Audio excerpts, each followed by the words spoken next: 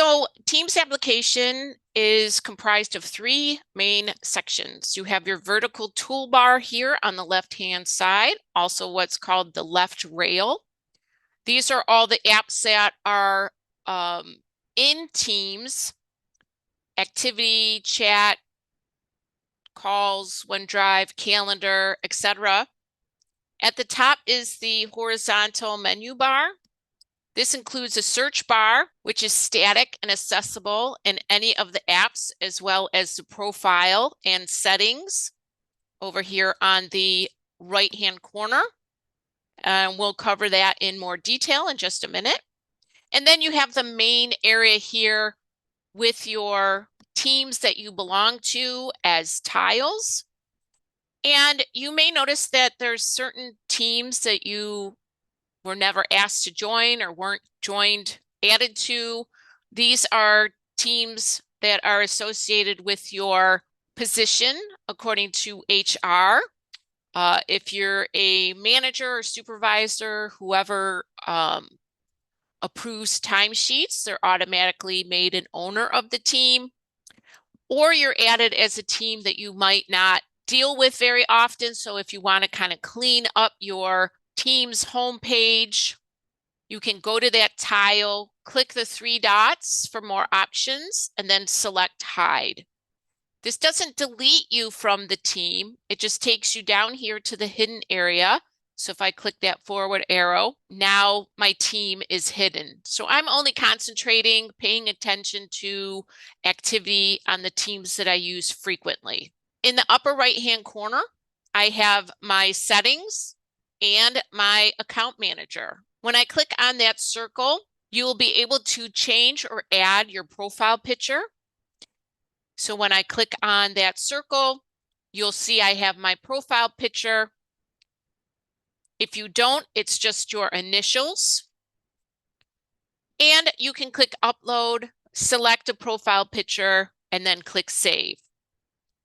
Since this Teams is part of the Microsoft 365 suite, this also changes it in Calendar. In Outlook, you may notice that in Outlook, in an inbox email, you'll see that person's image.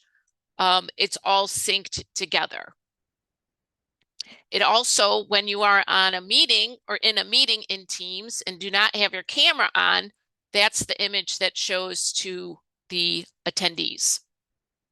I'm just going to close out of this and go back to my account manager. When something is on your calendar, whether it's in Outlook or Teams, and you're in that meeting, it will automatically show you as busy. I have set mine to do not disturb because this means you won't get any kind of notifications or any kind of interruptions while you're in that meeting, or in my case, in the training. Let's say we end this training early. I can always set it back to available, letting my team members know that I'm available now. And you have the options to be away, be right back, and you can certainly customize your response here using the text box. You'll also notice in some cases that your work location is not available. It'll say select location. But for mine, it goes with my schedule. It'll say set work location. When you click on that, I can set it either letting my teammates know that I'm in the office or working remotely. So I'm going to go ahead and put in office, and then you see I have my status set to my work from home and in office details. Next, I'm going to go to settings, which is the three dots to the left of my account manager. And then I'm going to go to settings. You also have the help, which I'll point out at the end of the training. But this is where you can get Microsoft help with Teams. You can also zoom in or out of your Teams. But clicking on settings, There's an awful lot of these, and you can go over them at your leisure. I'm just going to point out a couple of them. We're currently in the general area. And we have, if I scroll down, I can enable, I have my spell check enabled. I can schedule an out of office message. I can start new chats in the main window or open in a pop-out. And same when I'm opening the Teams window. I can work in a channel while I'm in a different team by opening that up as a new window. Going to privacy. If I scroll up, this is where I have do not disturb indicated as my status right now, but you can add somebody who has priority access even though you're on do not disturb. So let's say your supervisor or your assistant, residents, intern, all you need to do is go to settings, privacy, click on manage priority access, and then start typing that person's name. And since it's all connected to the Wayne State directory, I can add that person as priority access to my do not disturb status. Notifications and accessibility. This is all the notifications and activity throughout all your teams and channels. And this is customizable to how you want to be notified. So I have my notifications turned on. It's going to play a sound, and it's going to play a sound when I have an incoming call. If I miss activity in my teams, I can set it to send me an email. I have that indicated off because the more teams you belong to, that can get a little overwhelming. If I click that drop-down arrow, I can set it as soon as possible, or as I have it indicated as off. Same thing with chats and channels. Chat message notifications, I also have that turned off. Or I can set it to show in a banner, and that's a banner slides out, lets you know that somebody has sent you a chat. And then if I continue down scrolling, you have if somebody mentions you, I have that set to on. And I have some choices here on what, if I mentioned in a team, if I mentioned in a chat, etc. And then going further down in meetings, I can get notified if the meeting has started.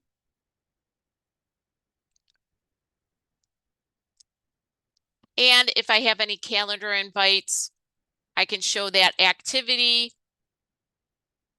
just in my activity, which is the bell here in the upper left-hand corner, or I can turn that off also.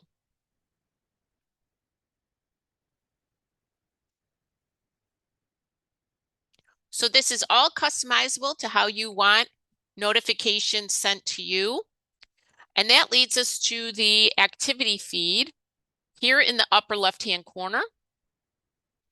This is all the activity of all the teams that you belong to, the channels,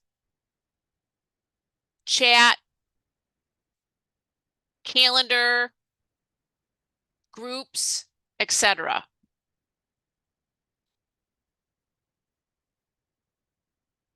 I can filter my activity by using the filter icon here on the right.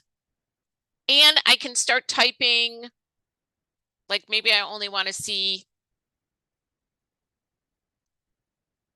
activity from my teammate Isha or a specific team. Or I can use the more filters option. Maybe I just want to filter out mentions, people who mentioned me, any missed calls, replies, etc. in my activity feed. I can also toggle on to show only unread messages. So I'm up to date on all the activity in all of my teams. So next we're going to go to chat. Chat is used for one-on-one conversations, group chat, and meeting conversations. So chat is going to actually take you out of Teams, making this a one-on-one or a group chat. To start a chat, you're going to click on the new chat icon here at the top. I've already started a chat here. I can add additional people to this chat, or I can create a group. So let's say I not only have computing and information technology, but I also want to include Isha and then my supervisor. I can name this group my training group. That way, I don't have to go back into my training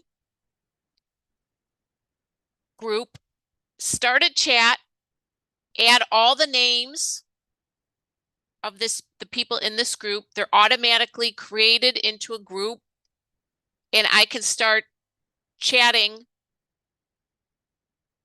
with that group. So you only need to enter the group name to start the chat. You'll notice on the upper right-hand side, I have 4 participants. I can click on that to see who I'm chatting with, or I can add additional people to that chat. And you'll notice how in your chat feed, it's kind of several images here in one circle. That's a group. Then individually,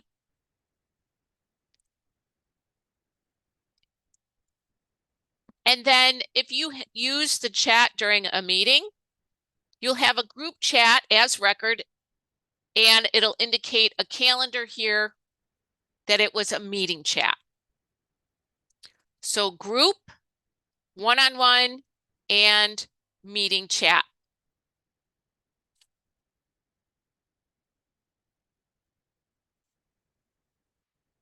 When you start a chat, you have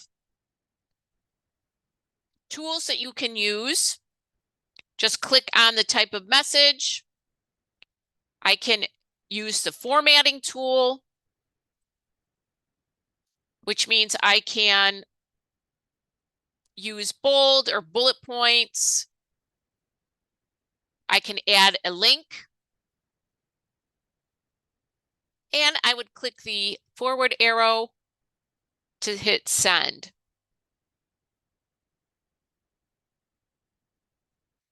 I can also enter emojis, all the fun stuff, or a GIF,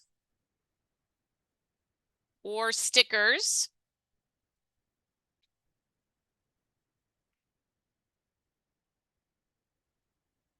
I can also, when I use the formatting tool, if I click on the 3 dots, or excuse me, if I click on the add tool, this gives me the option to attach a file to this chat. And you'll notice at the top here, there is a files tab. That's where all those files go. So only the people that you are chatting with will have access to those files. You can also set delivery option. This allows you to mark it either important or urgent. They'll get a notification that they've been sent an urgent message. Or if it's an important message, or if it's urgent, they'll be notified every 2 minutes for 20 minutes. But at that point, you can go to the upper right-hand corner and you can choose to either audio call or video call them directly. I'm going to discard this.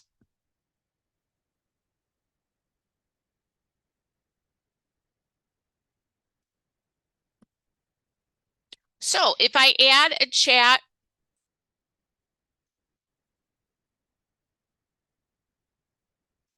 and click send,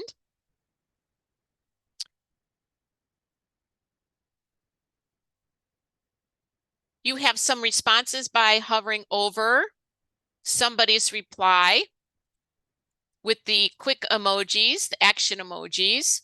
And now they've made it where they have all the same emojis that you have on your cell phone. I can go back and edit this.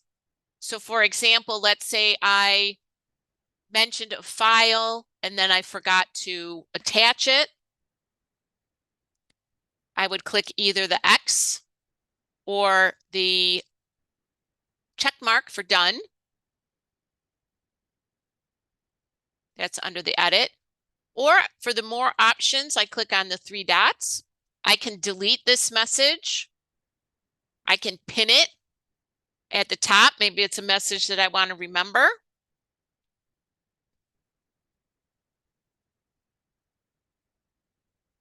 I can reply specifically to this message. So while you're in chat, if you have that string of people going back and forth, but you want to reply to a specific comment somebody said, you could just scroll up and reply to that specific message. It'll also indicate the message that you're replying to. When you delete a message, I can undo it up to 15 seconds in case I deleted something accidentally. Otherwise, it'll just disappear from your chat feed. So I click undo.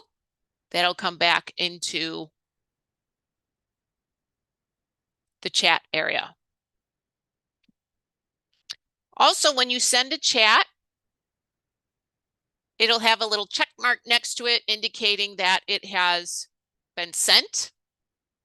And as soon as somebody sees it, it'll turn into a little eyeball. And that way you know that somebody has seen your chat, they just haven't responded yet.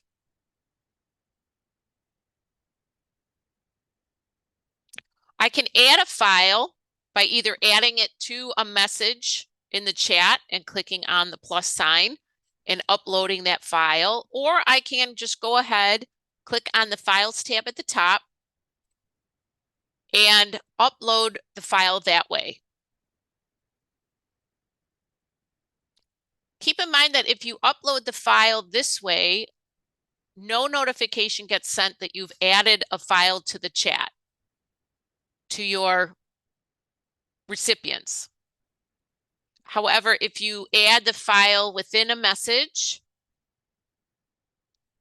it will push them a notification that a file has been added to the chat.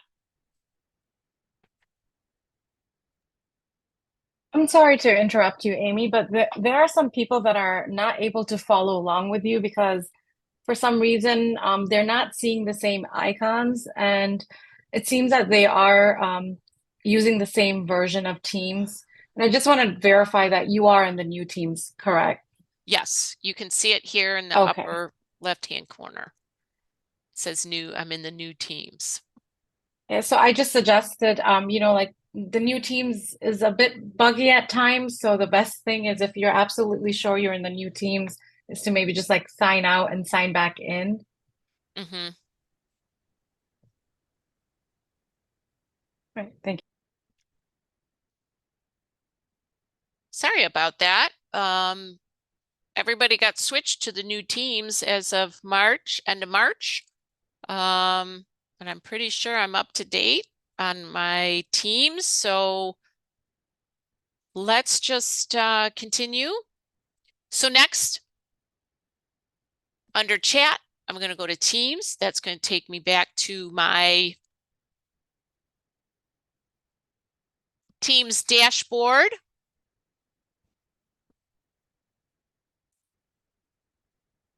And I'm going to go into a team. I'll just point out that if there has been activity in one of your teams, it'll be the title of that team will be bold and it'll show it be indicated in your activity feed. So if the name of the team is bold, you'll know there's been some activity and you can click on it to see what's going on. So I'm just going to go into a team that I created for the training. And like chat, we have posts and files. Posts are your conversations.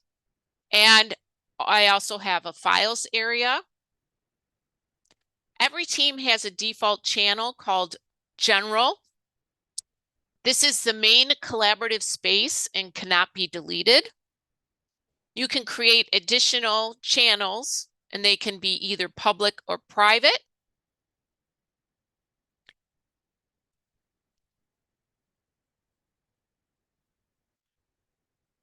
And they stay separate from each other.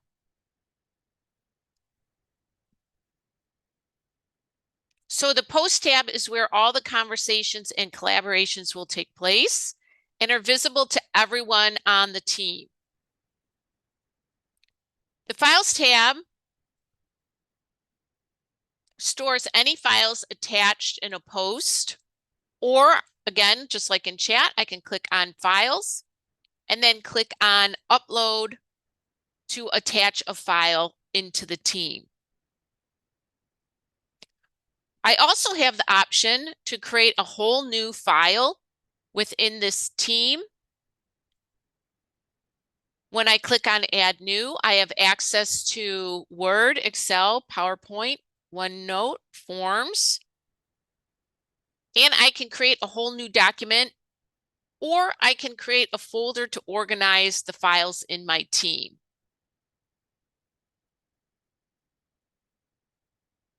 Going back to posts.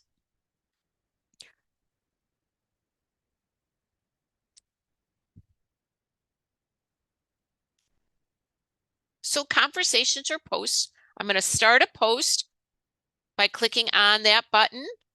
You automatically get the formatting option when you start a new post. I can add a subject, but that's not necessary.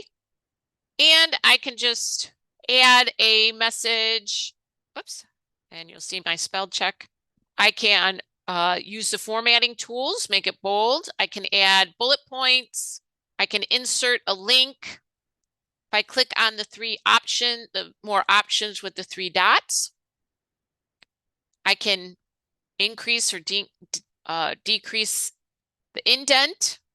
I can insert a table.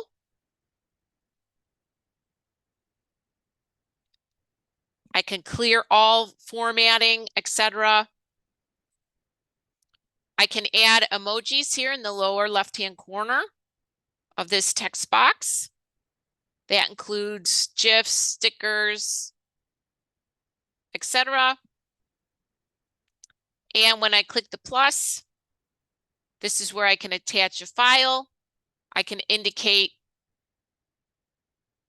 the importance of this message.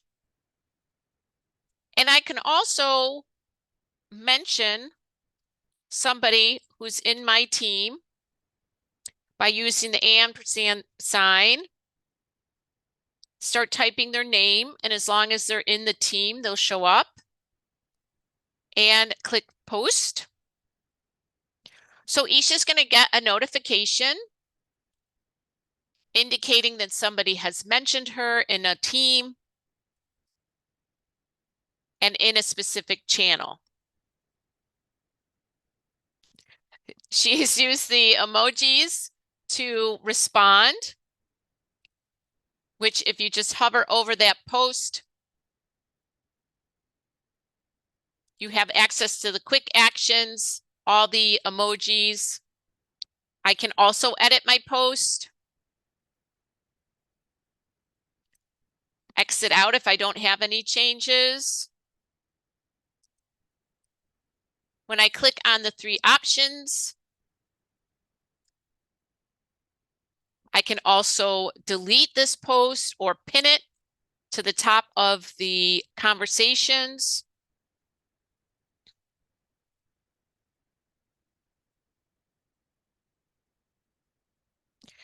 And when you reply to a post, you want to make sure you hit reply underneath that specific post, because that person who created the original post will get a notification that somebody has replied to their post instead of just starting a new post in general, which goes to everybody in your team.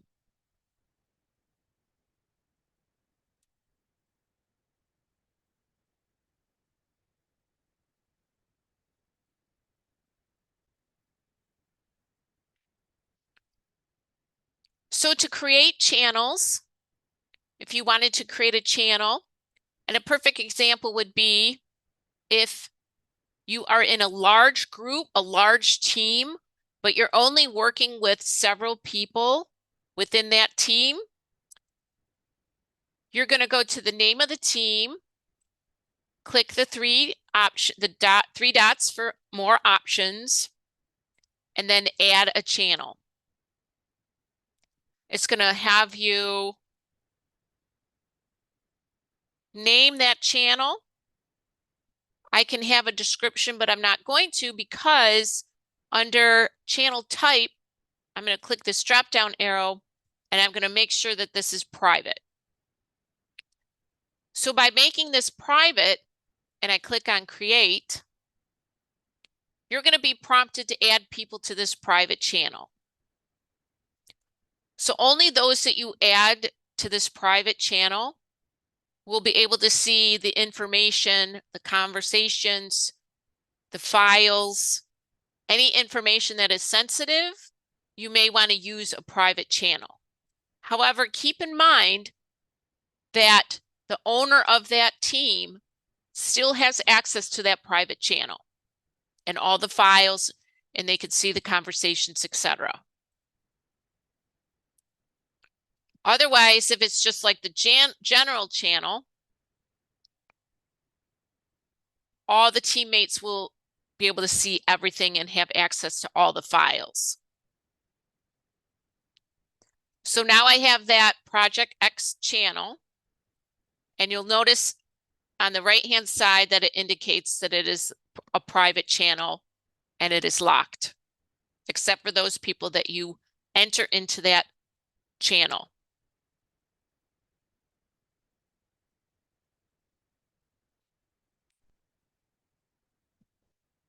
So now I'm going to go to calls, and I don't go into this in depth because we have a ton of information indicated on tech.wayne.edu under the KB articles for Teams calls. You know that we transitioned from actual desk phones to calls. So here you have a touchpad, a keypad. You can either type in the number or dial through the buttons and then click call. This is going to call that person through your computer using the Teams app. You can also receive the calls on your mobile, downloaded mobile app of Teams on your cell phone. You'll be able to indicate the history, or you'll be able to see the history of your calls. You can filter them from missed calls to incoming and any voicemail that somebody had left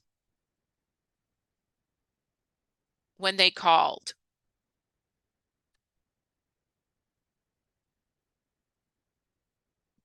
I also have the ability going back into my team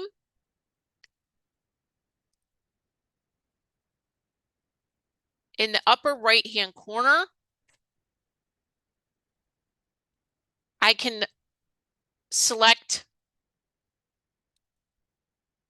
instead of chat where you can call somebody, you're going to indicate a meeting. So you can either meet right then and there, or you can schedule a meeting through your channel in the upper right-hand corner. So next we're going to go to calendar here in the left rail. And calendars where you can view any upcoming meetings or any past meetings. It's integrated with Outlook. So when you have calendar items on your Outlook calendar, they also sync to Teams and vice versa. You can change the layout of your calendar. I have mine indicated here as the work week, but I can select just for the day or maybe the full week, adding Saturday and Sunday. I can use the forward and back navigations to go through my weeks, or the drop-down arrow next to the month and navigate to a month in the future. So to schedule a meeting, you're going to click on New Meeting here in the upper right-hand corner. This is going to direct you to a calendar assist, add the title. You can require the attendees, date and time. It's automatically toggled on as an online meeting. So since you're scheduling the meeting through the calendar, which is outside of an actual team, this is where the required attendees show. Or I can add a channel, a team and a channel on where I want to meet. So the channel show appears and the name of the meeting, or excuse me, the name of the team. I can send personal invitations, but otherwise I have chosen to invite all the channel members. They will receive an invite on their personal calendars.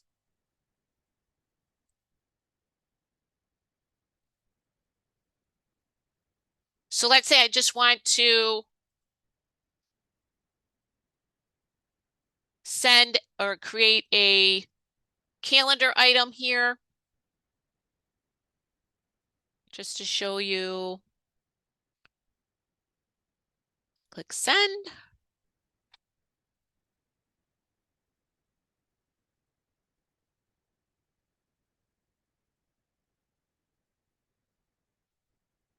So now that meeting, all your attendees have to do is click join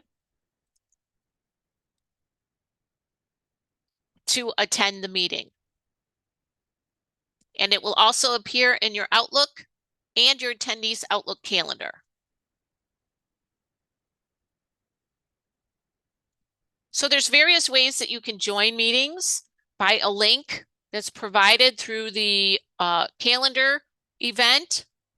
I can join a meeting from chat, or even by meeting ID, which is indicated up here. When I click on that, I can type in the meeting ID that somebody provided for me. Maybe it's a meeting they want me to attend, but I'm not in that specific team. They can send me the meeting ID and password, and then I can join the meeting that way.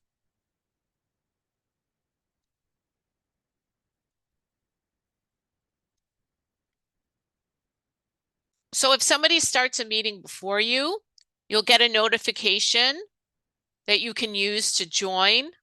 Otherwise, find the meeting on the calendar and then click Join to attend the meeting.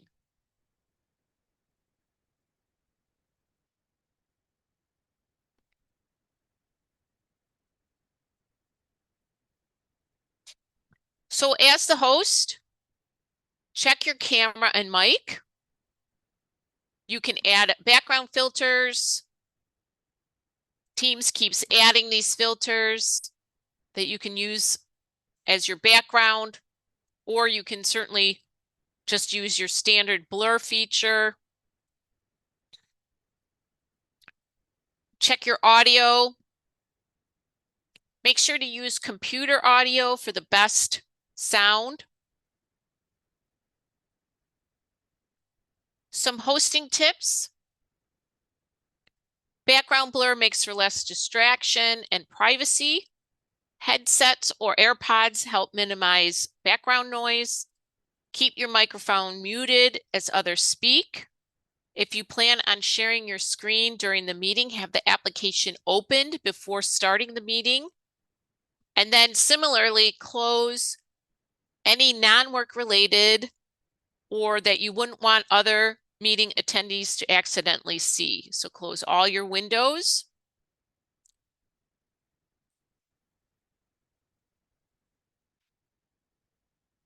And when you go into the meeting, it'll show the meeting initiator. And as I mentioned, this is the image that's going to appear if you do not have your calendar, or excuse me, your camera on. In the control panel, you have the chat. Once you open that, it'll open on the right-hand side. You also have the same tools that you had in the chat feature in Teams. I can add a file to this chat, or excuse me, to this meeting. People are your participants, your action emojis, raise your hand, your camera here with the slash and the microphone. That means you are on mute and your camera is off. And for sharing, you have the share, which also takes you to the whiteboard that you can use during the meeting. If you're showing any type of video during the meeting, toggle on the include sound. That's for the best sound during the meeting.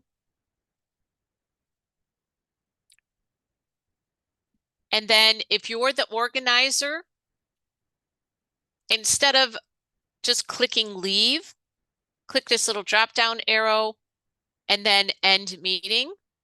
This will end the meeting for everyone.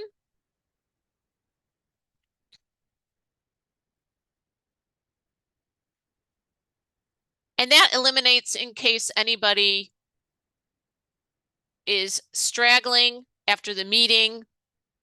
You want to make sure that everybody has logged out of the meeting.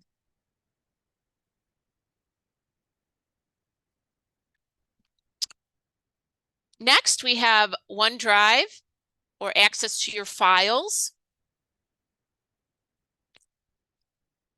And again, this is on the left rail, which means this is outside of Teams. Nobody else has access to your OneDrive. This is Wayne State credentials protected. You're just seeing my files because I'm sharing my screen. I have all my files here is associated with my OneDrive. I can add a new file by clicking Add New. And I have those same options that I did in my team channel. I can create a whole new file using one of the Microsoft 365 apps. Or I can organize my folders. I can search through my files depending on application. So maybe I just want to see all my PowerPoint files. I also have quick access to files in each of my teams that I belong to. So if I go to this team, I can see in my general channel, these are all the files that are in that team and channel, and I can access them this way. I can indicate a file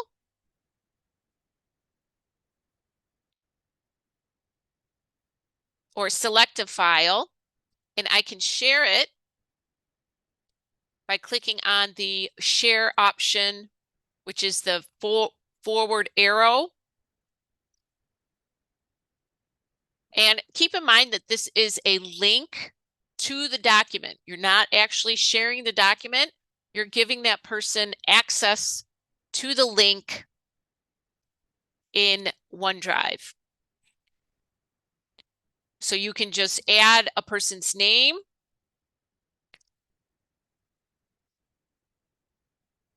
I can indicate whether or not they can view it. They can edit it. I can indicate that I don't want them to be able to download it, although somebody could take a screenshot or take a picture with their phone, but at least they can't download that file. And in view only, they can't make any changes. I can also copy the link and send them the link anywhere. I can send a link. I can send it in chat or conversations, email, etc. Or just click send through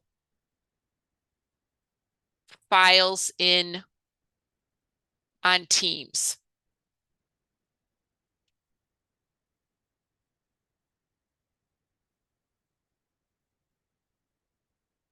So last but not least, we have apps that are available and give you access to all sorts of apps that you can add and use in a team. So if I click on apps here, I can search for an app. Maybe I know somebody who's using an app that looks interesting. I can search for it by using the search field, or I can browse the catalog. I can browse by category, project management, maybe productivity, etc., by industry. And I can add that app to my team. And if you're scheduled, if you've registered for the advanced collaboration and productivity training tomorrow, I go into the apps that you can add to your team that'll help with productivity and how to do it and during that training. And finally, again, as I mentioned earlier, if I click on the settings options to the left of my account manager and go to help, I can select get help, or there's plenty of video training depending on if you're using Teams for educational purposes. Maybe you have it connected to a Canvas team, or these tutorials on how to get started, working together, collaborating together. You can find those options through the help